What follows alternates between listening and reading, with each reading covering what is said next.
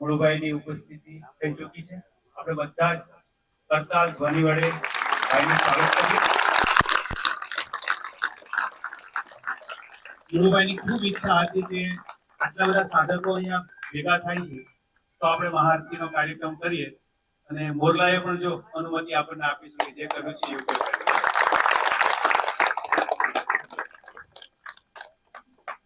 જોરદાર તાળીઓથી ભાઈને આપણે આવકારીએ। અને મહાઆરતી ચાલુ કરવાની થોડી તૈયારી થઈ રહી છે।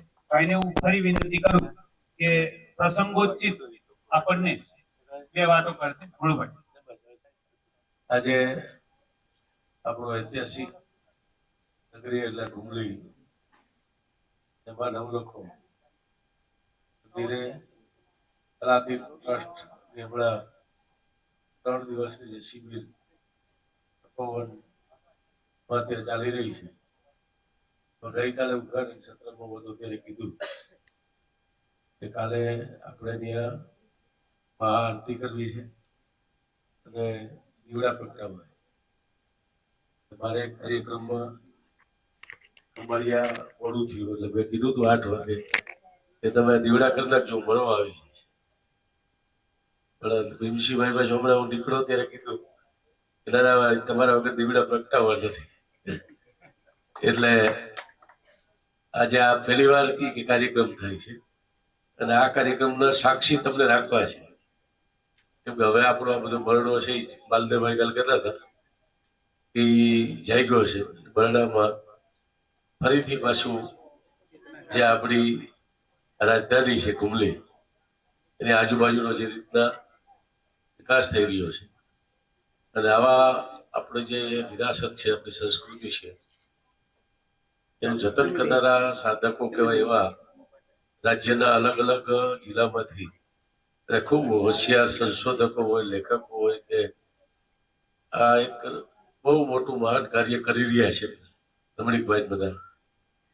એ ગઈકાલે ઉદઘાટન સત્ર હતું, પછી અલગ અલગ સત્રો ઉપર અલગ અલગ વિષય ઉપર ખૂબ સરસ રીતે 3 દિવસ સુધી અહીં જે મંથન કરવાના છે અને એમાં આપણા નવલખાને યાદ કરીને આજે અહીંયા મહાઆરતીનો જે કાર્યક્રમ છે અને એના તમે બધા જેટલા સાક્ષી બન્યા છો એ બધાને આપણા વિસ્તારના જનપ્રતિનિધિ તરીકે આવકારું છું।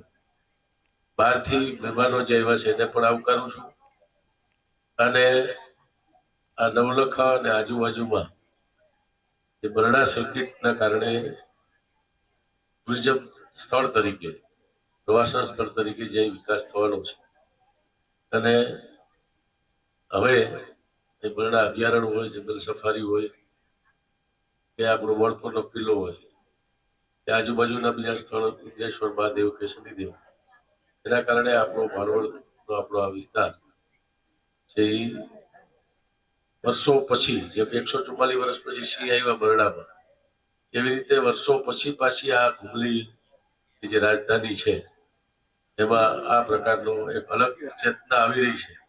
એના આ ચેતનામાં આપણે અહીંયા સાક્ષી બની રહ્યા છે કે આપણા બધા માટે એક ગૌરવની લાગણી છે।